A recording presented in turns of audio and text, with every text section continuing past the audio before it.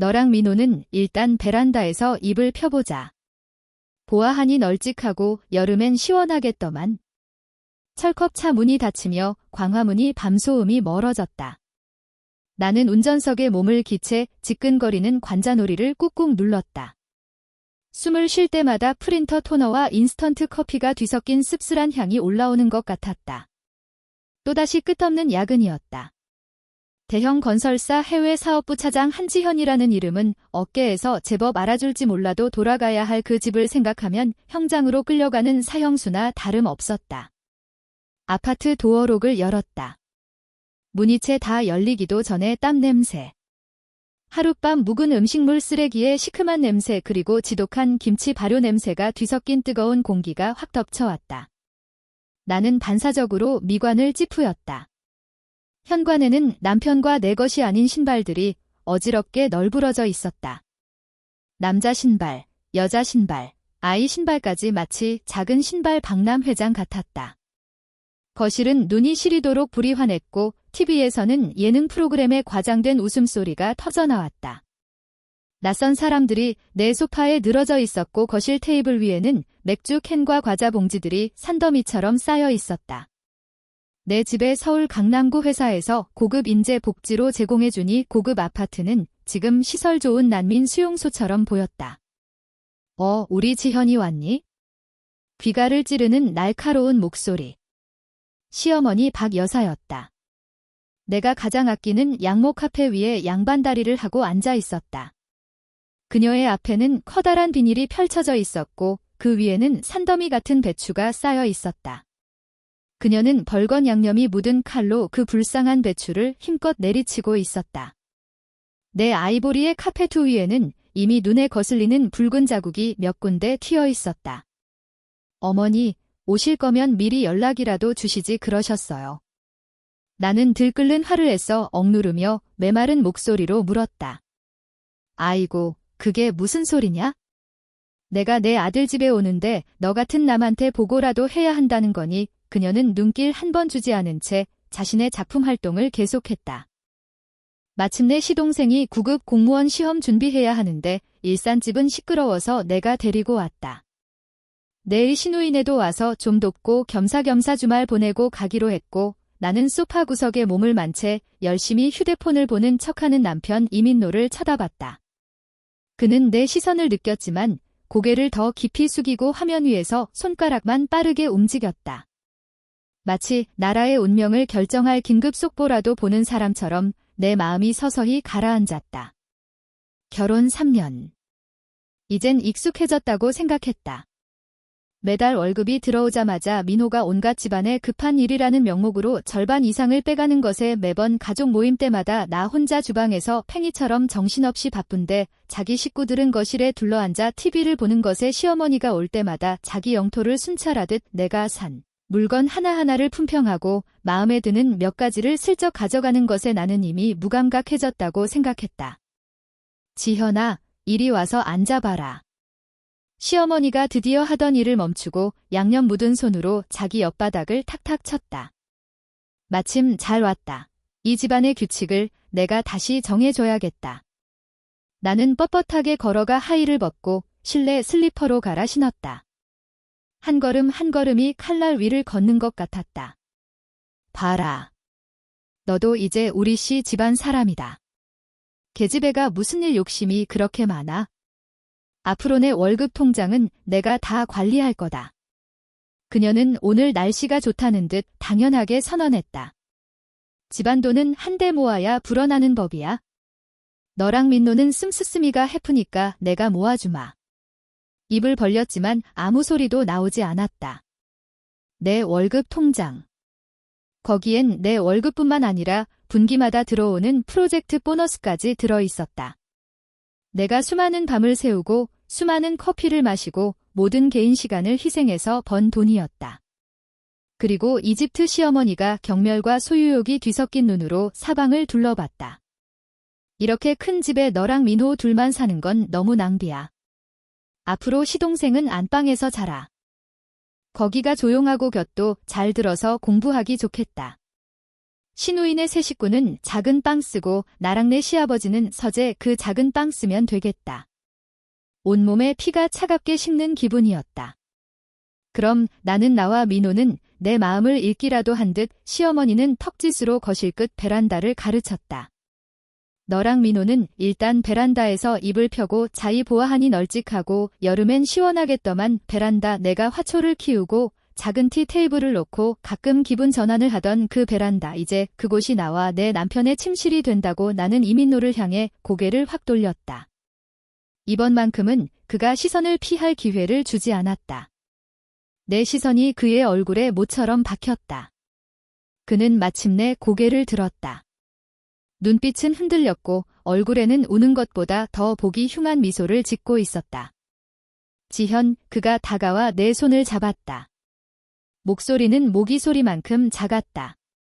엄마도 다 우리 잘 되라고 그러시는 거잖아. 동생 시험이 중대사인데 형이랑 형수로서 당연히 도와줘야지. 그냥 내 체면 봐서 우선 좀 참아주면 안 될까? 잠깐만. 동생 합격하면 다 괜찮아질 거야. 당신 체면 때문에 또 그 소리다. 그의 체면 때문에 나는 해외 지사 승진 기회를 포기했다. 그의 체면 때문에 나는 내 적금을 깨서 사업에 실패한 그의 동생 빚을 메꿔줬다. 그의 체면 때문에 나는 내 집이어야 하리 공간에서 어녀 사는 식객처럼 베란다로 쫓겨나 잠을 자야 한다. 그 순간 내 심장은 보이지 않는 손에 힘껏 쥐어짜였다가 차가운 심해 속으로 내동댕이 쳐지는 것 같았다. 나는 그를 내가 한때 사랑했던 그 남자를 쳐다봤다. 그의 눈에 담긴 애원과 비겁함이 녹슨 무딘 칼날처럼 내 마지막 남은 온기마저 저며내고 있었다. 아, 맞다. 시어머니의 목소리가 다시 들려왔다. 거절을 용납하지 않는 명령조였다. 내일 아침 5시에 일어나서 아침밥 차리는 거 잊지 마라. 내 시동생 공부하려면 든든히 먹어야지. 미역국, 꽁치구이, 그리고 밑반찬 5가지 하나도 빠지면 안 된다. 우리 식구 아침 식사는 이제부터 내가 다 책임져. 거실에서는 신호이 이민희가 승리자 같은 자세로 내 에르메스 파우치를 들고 있었다. 그 안에 립스틱을 하나씩 꺼내 자기 입술에 발라보고 있었다. 그녀의 5살짜리 아들은 매직펜을 들고 내가 한 달 월급을 털어 산가죽 소파 위에 신나게 울트라맨을 그리고 있었다. 그 누구도 이 모든 상황이 잘못되었다고 생각하지 않았다. 나는 울지 않았다. 그들이 예상했을 법한 고성을 지르지도 않았다. 나는 그저 천천히 아주 천천히 민노에게 잡힌 손을 빼냈다. 그의 손바닥은 따뜻했고 땀까지 배어 있었지만 나는 온기를 전혀 느낄 수 없었다. 끈적거려서 역겨울 뿐이었다. 내 목소리가 들렸다. 고요한 연모처럼 평온했다. 알겠습니다. 그리고 나는 몸을 돌려 말없이 베란다로 향했다. 거실과 이어진 유리문이 닫히는 순간 나는 주머니에서 휴대폰을 꺼내 녹음 중지 버튼을 눌렀다. 화면에는 27분짜리 음성 파일이 떠 있었다. 그들은 모두 잊어버린 듯 했다. 아니, 애초에 신경 쓴 적도 없었다. 강남구에 위치한 이서초 그라시엘 고급 아파트는 내가 다니는 삼성건설이 핵심인재 유치계획의 일환으로 나에게 제공한 사택이라는 사실을 임대차 계약서상 임차인의 이름은 한지현 단 한 명뿐이라는 것을 거주권 역시 오직 나에게만 있다는 것을 그들은 이 집이 내 남편의 집이고 자기들 일시 집안의 전리품이라고 생각했다. 그들은 틀렸다. 이곳은 나의 성이다. 그리고 그들은 무단으로 침입한 강도 때일 뿐이다. 초가을의 서늘한 반바람이 베란다 틈새로 스며들었다. 나는 이불을 생각도 하지 않고 작은 티 테이블 옆에 조용히 앉았다. 차가운 금속 의자 다리가 엉덩이를 아프게 찔렀다. 하지만 그 통증이 나를 전례 없이 맑은 정신으로 만들었다. 휴대폰 화면의 불빛이 어둠 속에서 내 얼굴을 비쳤다. 나는 한치의 망설임도 없이 냉정하게 2가지 일을 처리하기 시작했다. 첫 번째, 회사 내부 행정 시스템 앱을 열었다. 모든 직원 복지 신청과 관리가 통합된 플랫폼이었다. 나는 익숙하게 사택 및 기숙사 관리 항목을 찾아 퇴거 신청을 클릭했다. 화면에 확인 창이 떴다. 서초 그라시엘 17동 1100호 퇴거를 신청하시겠습니까? 퇴거 신청 시 회사는 즉시 부동산을 회수하고 자산실 및 방역을 진행합니다. 이 절차는 취소할 수 없으니 신중히 확인해 주십시오. 내 손가락이 확인 버튼 위에서 반초쯤 머물렀다. 민호의 애원하던 눈빛이 떠올랐다. 우리가 처음 왔을 때 나를 끌어안고 지현아 우리 드디어 우리 집이 생겼어라며 기뻐하던 그의 모습도 그 장면들이 빛바랜 옛사진처럼 스쳐 지나갔지만 내 마음에는 어떤 파문도 일지 않았다. 내 마음은 이미 내 체면 봐서라는 그 한마디에 완전히 죽어버렸다. 나는 버튼을 눌렀다. 화면에 신청이 제출되었습니다. 다음 영업일 오전 9시부터 처리될 예정입니다라는 문구가 떴다. 두 번째 나는 연락처를 열어 영원히 쓸 일이 없기를 바랐던 번호를 찾았다. 김유나 변호사 업계 최고의 이혼 및 재산 분할 전문 변호사이자 내 대학 선배였다. 우리는 협력 프로젝트 때문에 재회했고 그녀는 언젠가 반농담으로 내게 말했었다. 지현아, 너처럼 능력 있는 애가 결혼 생활에서 억울하게 살지 마. 언젠가 법이라는 사이다가 필요하면 언제든 연락해. 나는 그녀에게 메시지를 보냈다. 선배, 가장 차갑고 가장 독한 사이다. 한 잔이 필요해요. 내일 시간 괜찮으세요? 이혼 소송장이랑 이민노 및 그 가족에 대한 접근 금지 명령 신청해야 해요. 메시지 전송 완료이 고요한 베란다에서 유난히 선명하게 올렸다. 거의 즉시 김 변호사의 답장이 떴다. 언제든 대기 중 오해 주장을 증명할 수 있는 모든 증거를 준비해도 내일 그 쓰레기들한테 현실의 뺨따기가 뭔지 보여주자고. 나는 쓰레기라는 단어를 보며 나도 모르게 입꼬리를 차갑게 말아 올렸다. 그래, 쓰레기. 내가 이런 쓰레기들과 3년이나 함께 살았다니 이 모든 일을 마치고도 나는 조금도 홀가분하지 않았다. 대신 몇 소까지 시린 냉정과 각성이 찾아왔다. 복수라는 생각은 한번 싹 트자 황무지 같던 내 마음속의 씨앗처럼 뿌리내려 순식간에 옥목으로 자라났다. 나는 더 이상 가정의 온기를 갈망하던 한지현이 아니었다.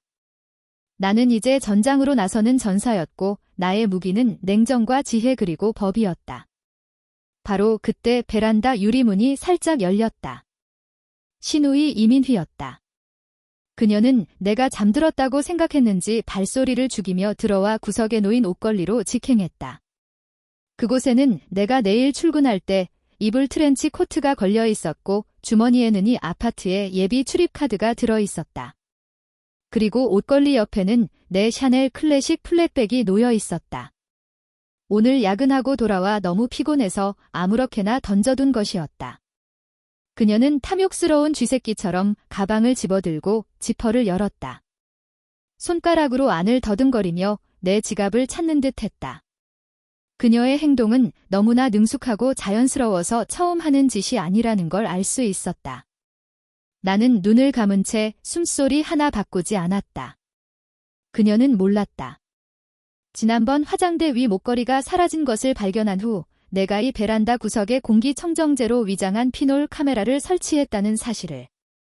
지금 이 순간 그녀의 모든 행동은 선명하게 녹화되어 내 휴대폰으로 실시간 전송되고 있었다. 나는 휴대폰 화면 속에 그 탐욕스러운 여자를 지켜봤다. 그녀가 내 가방에서 5만 원 건 몇 장을 빼내 자기 주머니에 쑤셔 넣고 아쉬운 듯 가방을 제자리에 돌려놓는 모습을 내 마음속에는 분노가 없었다. 그저 잔인할 정도의 평온함만이 존재했다. 아주 좋아. 법정에 제출할 증거가 하나 더 늘었군. 절도죄 금액은 크지 않지만 경찰서에 기록을 남기고 주민센터에서 임시직으로 일하는 그녀의 남편 체면을 구이기에는 충분했다. 나는 이 영상을 저장하고 암호화해서 클라우드에 올렸다. 그리고 휴대폰의 모든 흔적을 지우고 무음으로 바꾼 뒤 옆에 내려놓았다. 밤은 아직 길었다. 나는 차가운 벽에 기댄 채 처음으로 이민호의 아내가 아닌 한지현으로서 지난 3년의 결혼 생활을 냉정하게 복귀했다. 내가 애써 무시했던 사소한 단서들 가족이니까 그럴 수 있지라며 스스로를 위로했던 억울함들이 지금은 영화처럼 한 프레임 한 프레임 내 머릿속에서 선명하게 재생되었다. 시어머니는 처음 우리 집에 왔을 때 새 며느리의 좋은 물건은 시부모 먼저 공경하는 법이라며 내 어머니가 선물해준 고가의 본차이나 식기 세트를 당당하게 가져갔다. 민노는 그때 그저 웃으며 말했다. 엄마가 좋아하시니 그냥 들려. 내가 새로 사줄게요. 물론 그는 새로 사주지 않았다. 시동생은 대학을 졸업하고도 직장을 구하지 못한 채 하루 종일 집에서 게임만 했다. 내가 좋은 마음으로 인맥을 동원해 중소기업의 일자리를 소개해줬지만 그는 출근 사흘 만에 선배한테 잔소리 듣는 게 싫다며 그만뒀다. 시어머니는 오히려 나를 나무았다. 지현아, 어떻게 동생한테 그런 곳을 소개해 줄 수 있니? 우리 민철리는 큰일 하래야. 추석 때 나 혼자 주방에서 십수명분의 제사 음식을 준비하느라 허리도 펴지 못했다. 반면 신호 있는 거실에서 내가 사온 고급 과일을 먹으며 내가 만든 음식에 대해 이러쿵저러쿵 불평했다. 새언니 잡채에는 왜 소고기가 없어요? 새언니, 이전은 좀 탔네요. 민노는 그 말을 듣고도 그저 주방으로 들어와 뒤에서 나를 안으며 귓가에 속삭일 뿐이었다. 고생했어, 여보. 조금만 더 참아. 이따가 내가 설거지 도와줄게. 물론 마지막에 설거지를 한 사람은 나 혼자였다. 하나하나 모든 일들이 무딘 칼로 살을 베는 듯 했다. 과거에는 나를 고통스럽게 하고 눈물 흘리게 하고 스스로를 의심하게 만들었다. 나는 한때 내가 부족한 건가? 내가 너무 강하고 상냥하지 못해서 그들에게 인정받지 못하는 건가? 하는 생각까지 했다. 지금 생각하니 정말 우스운 일이다. 나는 완전히 틀렸다. 문제는 결코 내게 있었던 게 아니다. 그들의 끝없는 탐욕과 당연하게 여기는 요구에 있었다. 그들은 가족이 아니었다. 내 몸에 기생하는 거머리들이었고 이민노는 그 거머리들을 하나하나 내 몸에 직접 올려놓으며 가만히 있어 피 좀 빨게 해드려라고 속삭인 공범이었다. 하늘 동쪽이 희미하게 밝아왔다. 나는 뜬 눈으로 밤을 새웠지만 정신은 비정상적으로 맑았다. 나는 자리에서 일어나 뻣뻣한 몸을 풀었다. 베란다 유리창에 내 얼굴이 비쳤다. 그 얼굴에는 눈물 자국도 원망도 없었다. 오직 차갑고 단단한 결의만이 서려 있었다. 게임은 이제 끝내야 했다. 나는 유리문을 열고 거실로 들어섰다.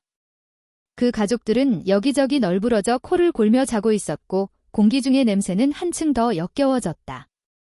나는 시어머니의 요구대로 5시에 주방에 가서 미역국을 끓이지 않았다. 나는 그저 조용히 안방 지금은 시동생의 방이 된으로 들어가 옷장에서 출근할 때 이불장과 트렌치 코트를 꺼냈다. 곤히 자던 시동생이 몸을 뒤척이며 잠고대를 했다. 나는 밤새 게임하느라 퉁퉁 부은 그의 얼굴을 아무런 감정 없이 바라봤다. 그리고 욕실로 들어가 꼼꼼하게 씻고 화장을 했다. 거울 속에 나는 눈빛이 날카롭고 화장이 정교했다. 나는 자신을 위해 완벽한 전투 화장을 했다. 립스틱은 선명한 레드. 그것은 권력의 색이자 경고의 색이었다. 모든 준비를 마치니 아침 7시 30분이었다. 나는 가방을 들고 하의를 신고 평소처럼 출근 준비를 했다. 거실을 지날 때 내 구두 소리에 시어머니가 잠에서 깼다. 그녀는 졸린 눈으로 일어나 앉더니 완벽하게 차려입은 내 모습을 보고 즉시 미간을 찌푸렸다. 야, 한지현, 지금 몇 시야? 아침밥은 안 했어요. 나는 평온하게 대답했다. 뭐 너희? 그녀는 순간 잠이 확 깨 막소리를 지르려 했다. 나는 그녀에게 기회를 주지 않았다. 나는 그저 미소를 지으며 그녀를 바라보고 그녀가 전혀 예상하지 못했을 말을 던졌다. 어머님 오전 9시까지 짐 다 챙겨서 나가시는 게 좋을 거예요. 아, 그리고 어머님이 더럽힌 카페랑 낙서된 소파 전부 변상하셔야 할 거고요. 너희 미친 여자가 지금 무슨 헛소리를 하는 거야? 시어머니는 잠시 멍하니 있다가 이내 얼굴이 새빨개지며 분노했다. 나는 더 이상 상대하지 않고 그대로 문을 열고 나갔다. 문을 닫는 순간 그녀의 악에 바친 고함과 잠에서 깨 허둥지둥 그녀를 말리는 민호의 목소리가 들려왔다. 햇살이 내 몸 위로 쏟아졌다. 나는 신선한 아침 공기를 깊이 들이마셨다. 이것은 내 반격의 첫걸음, 사소한 예고편에 불과했다. 진짜 본편은 1시간 뒤 정시에 상영될 것이다. 나는 지하철역으로 향했다. 내 발걸음은 단호했고 구두굽이 아스팔트를 두드리는 소리는 그들의 우스꽝스러운 꿈을 향한 장송곡을 올리는 카운트다운의 시계 소리 같았다. 오전 9시 정각 나는 사무실에서 해외 프로젝트 계약서를 검토하고 있었다. 휴대폰이 진동했다. 회사 총무부 부장님에게서 온 메시지였다. 한 차장님 서초 그라시엘 17동에 도착했습니다. 모든 것은 규정대로 처리하겠습니다. 나는 감사합니다라고 답장을 보내고 휴대폰을 화면이 보이지 않게 책상 위에 엎어두었다. 나는 지금 1102호에서 어떤 난리가 벌어지고 있을지 상상할 수 있었다. 초인종이 울렸을 때 이민노는 아직도 폭발 직전인 어머니를 진정시키느라 허둥대고 있었을 것이다. 엄마 화 푸세요. 지현이가 그냥 업무 스트레스가 심해서 헛소리 한 거예요. 제가 이따 전화해서 혼내줄게요. 혼내 저런 며느리를 데리고 살림을 합치겠다고. 아침밥도 안 차리고 나한테 되들어. 민호야, 내가 꽉 잡아야 해. 이 집안의 주인이 누군지 똑똑히 알려주라고 시어머니의 목소리는 복도 전체에 울릴 만큼 컸다. 초인종은 끈질기게 울렸다. 시누이 이민희가 짜증스럽게 문을 열었다. 누구세요? 아침부터 문 밖에는 정장을 입은 표정이 엄숙한 남자 몇 명이 서 있었다. 선두에 선 사람은 우리 회사 총무부의 박 부장이었다. 그의 뒤에는 건장한 체격에 냉정한 표정의 보안 요원 2명이 서 있었다. 실례합니다만 여기 삼성건설 직원 한지현 씨의 사택이 맞습니까? 박 부장의 목소리는 한치의 감정도 없는 사무적인 톤이었다. 네, 맞는데요. 무슨 일이시죠? 이민희는 어리둥절한 표정이었다. 박 부장은 안경을 고쳤으며 회사 직인이 찍힌 서류를 꺼내 보이며 차갑게 말했다. 저희는 삼성건설 총무부입니다. 회사 규정 및 한지현 차장님 본인이 어젯밤 22시 7분에 제출하신 정식 퇴거 신청에 따라 회사는 즉시 본 사택을 회수하여 자산 실사 및 내부 방역을 진행할 예정입니다. 모든 비관계자분들께서는 30분 내로 개인 물품을 챙겨 퇴거해 주시기 바랍니다. 네, 퇴거요. 지금 무슨 말도 안 되는 소리를 하시는 거예요? 이민희는 순간 머리가 돌아가지 않았다. 거실에 있던 시어머니와 이민노도 소란을 듣고 몰려들었다. 당신들 누군데? 남의 집에 함부로 들어와 시어머니는 즉시 주인 행세를 하며 두 손을 허리에 얹었다.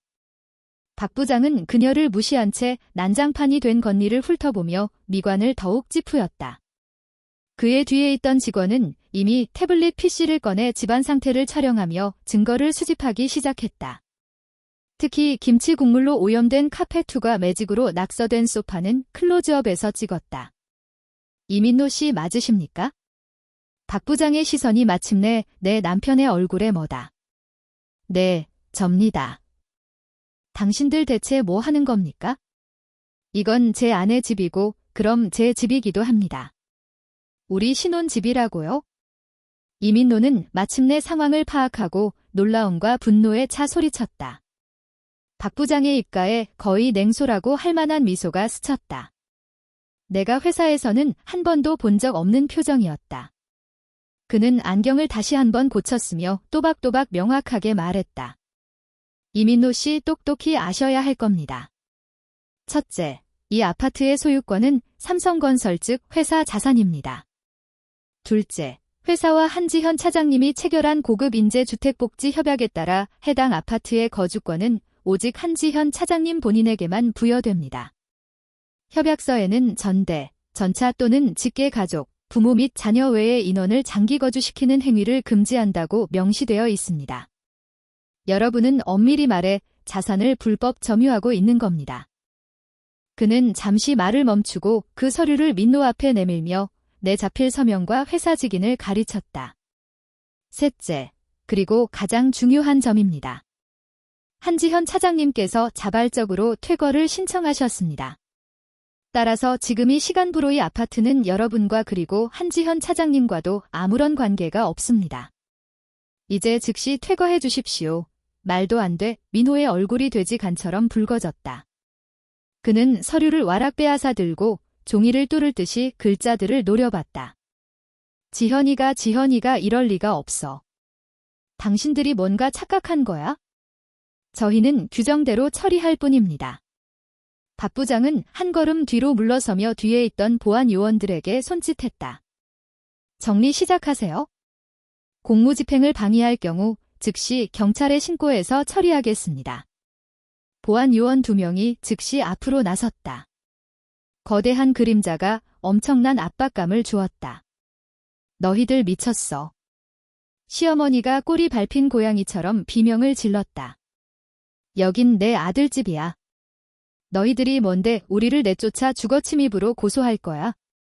여사님, 박 부장의 목소리는 얼음장처럼 차가웠다. 저희는 부동산 소유주의 정식 위임을 받았습니다. 오히려 여사님께서 협조하지 않으시면 저희가 불법 주거 침입 혐의로 경찰에 협조를 요청할 겁니다. 그리고 그는 직원의 태블릿에 찍힌 사진을 힐끗 보며 말했다. 협약에 따라 거주 기간 동안 회사 자산에 발생한 모든 손해는 변상하셔야 합니다. 이 이탈리아산 양모 카페트 은시가 약 300만 원, 이 나두찌 소파는 1200만 원입니다.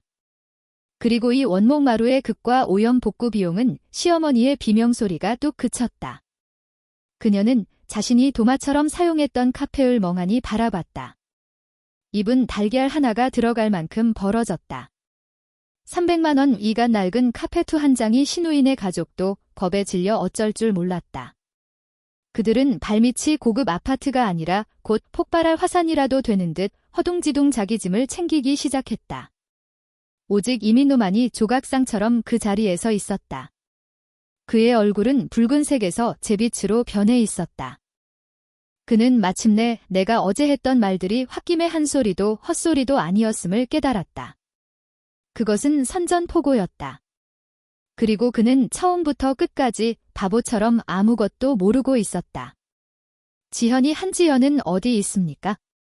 그가 떨리는 목소리로 물었다. 한 차장님께서는 지금 회사에서 매우 중요한 해외 프로젝트를 처리하고 계십니다. 박 부장은 무표정하게 대답했다. 이런 집안일을 처리할 시간은 없으십니다. 집안일이라는 세 글자는 그의 체면을 위해, 그의 집안일을 위해 나에게 희생을 강요했던 이민호의 뺨을 후려치는 아주 통렬한 따귀 소리처럼 들렸다. 결국 보안 요원들의 정중한 자세와 박 부장의 차가운 시선 아래 이시 집안 식구들은 마치 상갓집게처럼 아파트에서 쫓겨났다. 그들의 크고 작은 짐 보다리들은 화려한 복도에 쌓여 주변의 우아한 환경과 전혀 어울리지 않았다. 이웃들은 캐치아를 통해 반쯤 열린 문틈으로 호기심과 경멸이 섞인 시선을 던졌다. 시어머니는 바닥에 주저앉아 떼를 쓰려 했지만 보안 요원의 무표정한 얼굴과 가슴에서 깜빡이는 바디캠을 보고는 즉시 조용해졌다. 그들이 쫓겨난 후 아파트 도어록은 즉시 초기화되었다. 박 부장에게서 마지막 메시지가 왔다. 정리 완료되었습니다. 파손 물품 목록은 메일로 보내드렸으며 변상 절차는 법무팀에서 진행할 예정입니다. 업무에 집중하십시오. 나는 창밖을 보았다. 햇살이 눈 부셨다. 강남의 하늘이 이렇게 맑았던 적이 있었나? 이민호의 전화는 30분 뒤에 걸려왔다. 히스테릭한 질문과 위협으로 가득 찬 목소리였다. 한지현. 너 대체 무슨 미친 짓이야? 엄마랑 동생네를 다 쫓아내. 우리를 길바닥에 나앉으라는 거야. 이 악독한 년 나는 받지 않았다. 나는 그저 그의 번호를 차단하고 어젯밤 녹음했던 음성 파일과 신호이의 절도 영상. 그리고 지난 3년간 내가 그들 가족에게 쓴 돈을 상세히 기록한 내역서를 함께 묶어 김유나 변호사에게 보냈다. 얼마 지나지 않아 김 변호사에게서 전화가 왔다. 지현아 아주 잘했어. 증거가 완벽해. 음성 파일은 정신적 학대와 협박을 입증하는 보조 증거로 영상은 절도의 직접 증거로 지출 내역은 재산 분할 소송에서 활용할 수 있어. 너 지금 어디야? 회사요. 회사에서 절대 나오지 마. 아마 그 인간이 곧 너를 찾아갈 거야. 명심해. 지금 넌 내 그라운드에 있어? 겁먹지 마. 내가 다 알아서 할게. 김 변호사의 예상은 정확했다. 1시간도 채 되지 않아 회사 안내 데스크에서 다급한 목소리로 내선 전화가 걸려왔다. 한 차장님, 본인을 남편이라고 주장하는 이민노 씨라는 분이 로비에서 감정이 많이 격앙된 상태로 꼭 만나야겠다고 하십니다. 나는 심호흡을 하고 자리에서 일어났다. 기다리라고 하세요. 제가 바로 가겠습니다. 나는 혼자 가지 않았다. 인사부 부장님과 법무팀 동료를 함께 불렀다.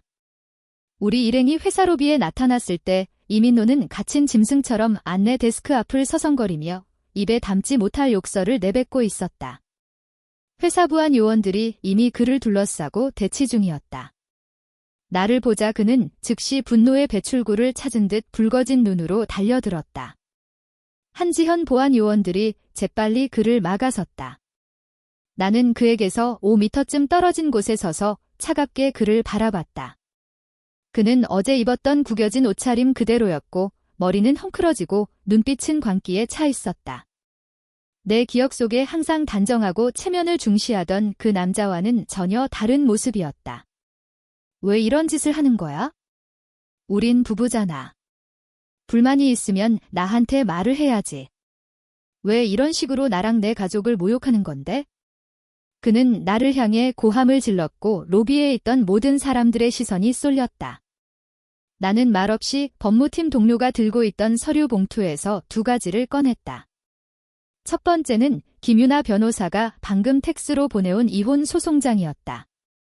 나는 그것을 들어올려 그가 위에 큰 글씨를 똑똑히 볼 수 있도록 했다. 이민노 씨, 내가 입을 열었다. 목소리는 크지 않았지만 조용한 로비에서 유난히 선명하게 울렸다. 오늘부로 우리는 더 이상 부부가 아닙니다. 이 소송장은 곧 당신에게 송달될 겁니다. 그의 동공이 세차게 흔들렸다. 두 번째는 나는 휴대폰을 꺼내 동영상을 하나 틀었다. 어젯밤 신우이 이민희가 내 베란다에서 절도 행각을 벌이는 모습이 담긴 영상이었다. 나는 휴대폰 화면을 그에게 그리고 주변의 호기심 어린 동료들에게도 돌려보였다. 이건 당신의 착한 여동생이 어젯밤 우리 집에서 한 짓입니다. 절도 금액은 크지 않지만 입건되기엔 충분하죠. 아, 그리고 당신 어머니가 우리 집에서 선포하신 그 새로운 규칙들 전부 녹음해뒀습니다. 나는 미소 지었지만 눈에는 한 점의 온길도 없었다. 되냐고 물으셨죠. 당신 가족에게 물어보세요. 그들이 나에게 무슨 짓을 했는지. 이민호의 얼굴이 순간 새하얗게 질렸다. 그는 영상 속의 그 떳떳하지 못한 모습을 보며 입술을 파르르 떨 뿐 한마디도 하지 못했다. 주변 동료들 사이에서 억눌린 탄성이 터져나왔고 그를 향한 시선은 경멸과 무시로 가득 찼다. 바로 그때 더 폭발적인 목소리가 회사 정문 밖에서 들려왔다. 한지현. 이 속이 시커먼 여우 같은 현, 너 당장 나와 시어머니였다. 그녀는 신누이와 시동생을 이끌고 오합지졸 군대처럼 화려한 회사 로비로 쳐들어왔다. 그녀는 바닥에 털썩 주저앉아 허벅지를 치며 통곡하기 시작했다. 여러분 와서 구경하세요. 삼성 대기업이 사람 잡네. 내가 힘들게 키운 아들이 이런 악독한 며느리를 얻었어요. 자기는 호화로운 집에서 살면서 우리 식구들은 길바닥으로 내쫓았다고요. 세상에 이런 법이 어디 있어? 그녀는 울부짖으며 내 옷을 잡아 뜯으려 했다. 법무팀 동료가 즉시 내 앞을 막아섰다. 인사부장님은 보안팀의 눈을 보내고 침착하게 전화를 들었다. 네, 강남경찰서죠. 여기는 삼성건설 본사입니다. 회사 로비에서 소란을 피우며 정상적인 업무를 심각하게 방해하는 분들이 있어 즉시 출동 요청합니다. 시어머니의 울음소리가 뭐다. 그녀는 회사 같은 곳에서 동네에서나 통하던 때 쓰고 들어눕는 방식이 동정과 구경거리가 아니라 경찰 신고로 이어진다는 것을 예상하지 못했다. 경찰은 신속하게 도착했다. 제복을 입은 경찰 앞에서 시어머니는 순식간에 기가 죽었다. 경찰이 공공질서 문란과 덤무방해 혐의로 경찰서 동행 조사를 요구하자 그녀는 완전히 당황했다. 저는 그런 게 아니고 그냥 며느리랑 얘기 좀 하려고. 여사님의 행동은 기업의 정상적인 운영에 심각한 영향을 미쳤습니다. 저희 업무에 협조해 주십시오. 경찰의 말투는 단호했다. 결국 회사 모든 직원의 시선 아래 나의 전 시어머니, 그 위세 등등하던 박 여사는 경찰 2명에게 딘도되어 경찰차에 올랐다. 이민노와 신우이 시동생도 제빛 얼굴로 경찰서에 조사를 받으러 따라갈 수밖에 없었다. 세상이 마침내 조용해졌다. 나는 그 자리에 서서 그들이 초라하게 떠나는 뒷모습을 바라봤다. 마음속에는 통쾌함 대신 모든 것이 끝났다는 피로감만이 남았다. 이 막장극은 마침내 가장 추한 방식으로 막을 내렸다. 인사부장님이 내 어깨를 두드리며 온화하게 말했다. 한 차장 이제 사무실로 돌아가서 일해요. 여긴 우리가 처리할게. 회사는 언제나 한 차장 편이야. 나는 고개를 끄덕이고 엘리베이터로 돌아섰다. 엘리베이터 문이 천천히 닫히며 바깥의 모든 수군거림과 시선을 차단했다. 거울처럼 매끄러운 엘리베이터 벽면에 내 모습이 비쳤다. 그 여자는 눈빛이 확고하고 등은 꼿했다. 그 순간 나는 너무나 명확하게 알았다.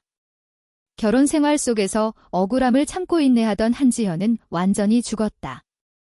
살아남은 것은 오직 자신만을 위해 살아갈 완전히 새로운 한지현이었다. 이혼은 놀라울 정도로 순조롭게 진행되었다. 녹음 파일, 영상 그리고 상세한 지출 내역서라는 증거 앞에서 이민노 측은 단박할 여지가 전혀 없었다. 김유나 변호사의 전문성은 흠잡을 데 없었다. 그녀는 상대방의 귀책 사유로 인한 혼인 파탄이라는 판결을 성공적으로 이끌어냈을 뿐만 아니라 이민노가 요구한 내 혼전 재산 및 회사주택 보조금 등에 대한 모든 불합리한 분할 요구를 기각시켰다. 더 치명적인 일격은 회사 자산 손해 배상금이었다. 법무팀의 정확한 산정 결과 소파 바닥의 수리 및 교체 비용은 총 1,800만 원에 달했다. 이 채무는 주택 실제 사용기간에 발생한 불법 행위로서 판사에 의해 이민노와 그 가족이 공동으로 부담하라는 판결이 내려졌다. 판결문이 나왔을 때 이민노는 피고석에 그대로 주저앉았다고 들었다. 그는 역시 나간 채 법원을 걸어 나왔고 그를 기다리는 것은 산산조각난 현실이었다. 그의 가족 한때 그를 하늘처럼 여기고 능력 있는 아내를 얻어 가족 부양을 해주길 기대했던 그 가족은이 거액의 빚을 함께 져야 한다는 사실을 알게 된 후 그에 대한 태도를 180도 바꿨다. 시어머니는 친척들 사이에서 울며 하소연했다. 팔자가 사나 쓸모없는 아들을 낳았고 독한 년에게 홀려온 가족이 빚더미에 앉게 됐다고. 시동생은 며칠 지나지 않아 짐을 싸서 일산 본가로 돌아갔다. 그는 시험 준비에 집중하겠다고 했지만 실제로는 이 날벼락을 피하기 위함이었다. 신우이 이민희의 상황은 더욱 나빠졌다. 그녀의 절도 행위는 내가 고소하지 않아 입건되지는 않았지만 이 사건은 그녀가 사는 동네에 쫙 퍼졌다. 그녀의 남편은 망신을 당했다며 매일같이 싸우고 이혼을 요구했다. 그리고 이민노 한때 내 앞에서 거들먹거리며 자신의 체면을 위해 나에게 희생을 강요했던 그 남자는 가장 큰 패배자가 되었다. 우리 회사 로비에서 대소동을 벌인 그의 화려한 전적은 현장에 있던 동료들의 입을 통해 그가 속한 건설 업계에 빠르게 퍼져나갔다. 자기 가정 하나 제대로 건사하지 못하고 심지어 가족을 동원해 전처 회사에서 난동을 부리는 남자에게 누구도 중요한 프로젝트를 맡기려 하지 않았다. 그는 곧 회사 이미지 실을 이후로 다니던 회사에서 해고당했다. 직장을 잃고 빚을 지고 온 가족의 사소한 다툼과 원망까지 감당해야 했다. 나는 가끔 예전 공통의 친구들을 통해 그의 소식을 간간히 들었다.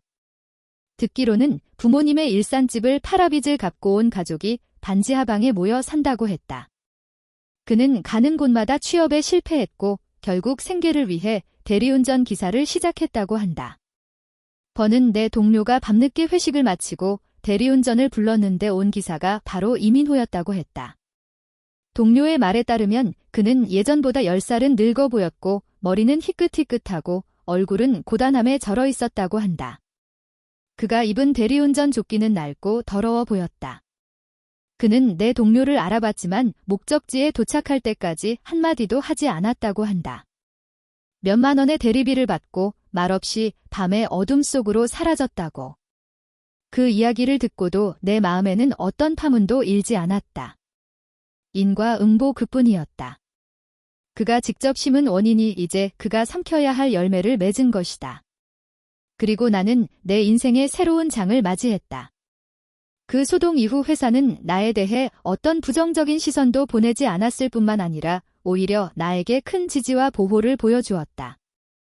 회장님께서 직접 나를 불러 나의 냉정하고 단호한 대처 방식을 칭찬하셨다. 그는 말했다. 삼성에 필요한 건 문제에 발목 잡히는 사람이 아니라 문제를 해결하는 인재야. 한 차장 스스로의 가치를 증명해냈어. 얼마 지나지 않아 회사는 중대한 인사 발령을 발표했다. 내가 이전에 책임졌던 중동 프로젝트가 획기적인 성과를 거두면서 나는 정식으로 해외 사업부 부장으로 승진했고 신설되는 유럽 지사의 책임자로 발령받아 프랑크푸르트에 상주하게 되었다. 이것은 내가 한때 꿈꿨지만 결혼 때문에 포기해야 했던 기회였다. 이제 그것은 더 좋은 방식으로 다시 내 손에 돌아왔다. 한국을 떠나는 날 서울에는 비가 내리고 있었다. 나는 아무에게도 배웅을 부탁하지 않았다. 나 혼자 여행 가방을 끌고 인천공항의 거대한 통이창 앞에 서서 이륙하고 착륙하는 비행기들을 바라봤다. 휴대폰에는 김유나 변호사의 마지막 메시지가 와 있었다. 이민호 첫 번째 배상금 입금했어. 유럽에서 모든 일이 순조롭길 바라. 나의 자랑스러운 퀸, 나는 그녀에게 웃는 이모티콘을 보내고 휴대폰을 껐다. 나는 프랑크푸르트로 가는 비행기에 올랐다. 비행기가 구름을 뚫고 올라가 비 내리는 서울을 등 뒤로 멀리 던져버렸을 때 1000m 상공의 햇살이 창문을 통해 내 얼굴에 쏟아졌다.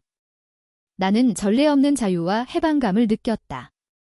지난 3년의 결혼 생활은 길고 숨막히는 악몽과 같았다. 나는 그 꿈속에서 고통스럽게 몸부림치고 나 자신을 잃어버렸다. 하지만 이제 꿈에서 깨어났다. 나는 내 손으로 나를 가둔 새 장을 찢어버렸고 비겁하고 타협하던 과거에 나 자신도 부숴버렸다. 나는 더 이상 누군가의 아내도 며느리도 아니다.